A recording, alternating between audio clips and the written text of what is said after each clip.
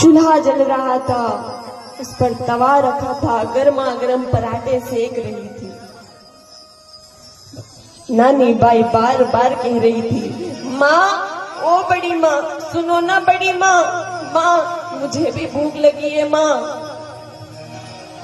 दुरत गौरी कुछ भी प्रतिकार नहीं कर रही है, मानो नानी बाई की बातों को अनदेखा कर रही है। और वहीं उसके बेटे बैठे हुए थे, दो बालक बैठे हुए थे, उनको कह रही थी, ले बेटा और लेना बेटा और खाना बेटा। नानी बाई पेट पकड़ के कहने लगी, बड़ी माँ सुनो ना माँ, मुझे भी बहुत भूख लगी है माँ, मुझे भी खाना दो ना माँ।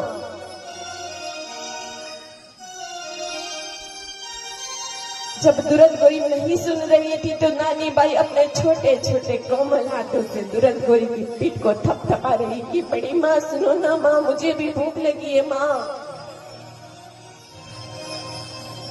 दुरत गौरी झल्ला करके बोली, अरे नानी, अरे तुझे किसी ने बताया नहीं कि जिसकी माँ मर जाती ना वो कुछ नहीं खाता है?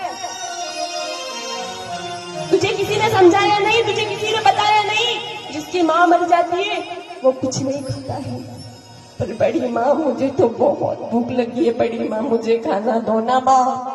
बड़ी माँ पीठ को थपथपाया जा रही है।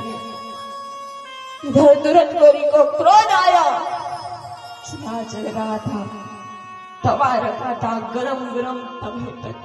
नानी बाई के हाथों को पकड़ा, उन कोमल हाथों को अपने दोनों हाथों से जकड़ करके पकड़ा।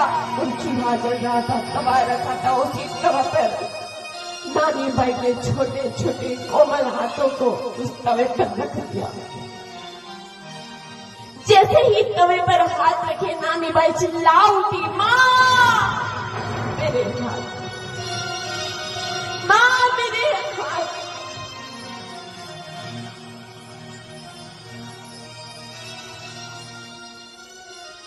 जब ये आवाज बाहर नरसी और वंशीधर ने सुनी तो दौड़ करके आए।